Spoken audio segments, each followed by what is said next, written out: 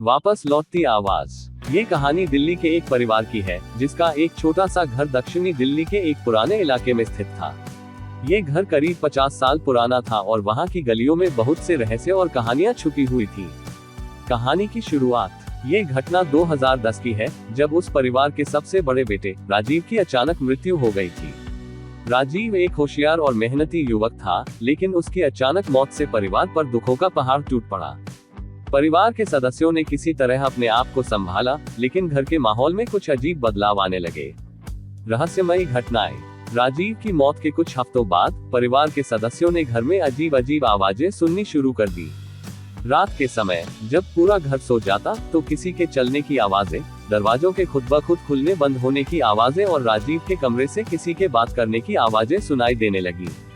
राजीव की मां को अक्सर लगता कि उनका बेटा अभी भी उनके आसपास है। एक रात जब राजीव की मां अपने कमरे में सो रही थी, तो उन्होंने महसूस किया कि कोई उनके कमरे में आकर बैठ गया है। जब उन्होंने आंखें खोली तो उन्होंने राजीव की परछाई देखी। वह परछाई धीरे धीरे गायब हो गई, लेकिन उस पल ने राजीव की मां को सन्न कर दिया। डर और संघर्ष। राजीव के छोटे भाई बहनों ने भी उसके कमरे से अजीब आवाजें सुनी। वे कमरे में जाकर देखते तो वहां कुछ भी नहीं होता था। परिवार के सदस्य अब बुरी तरह से डर गए थे। उन्हें समझ नहीं आ रहा था कि यह सब कैसे हो रहा है। कुछ ने इसे अंधविश्वास माना, लेकिन घर के माहौल में जो डरावनी घटनाएं घट रही थी, उन्हें नकारा नहीं जा सकता था। सच्चाई का सामना। ये सब लगभग 1 साल तक चला। एक दिन परिवार ने एक साधु को बुलाया, जो इस तरह की घटनाओं में माहिर था।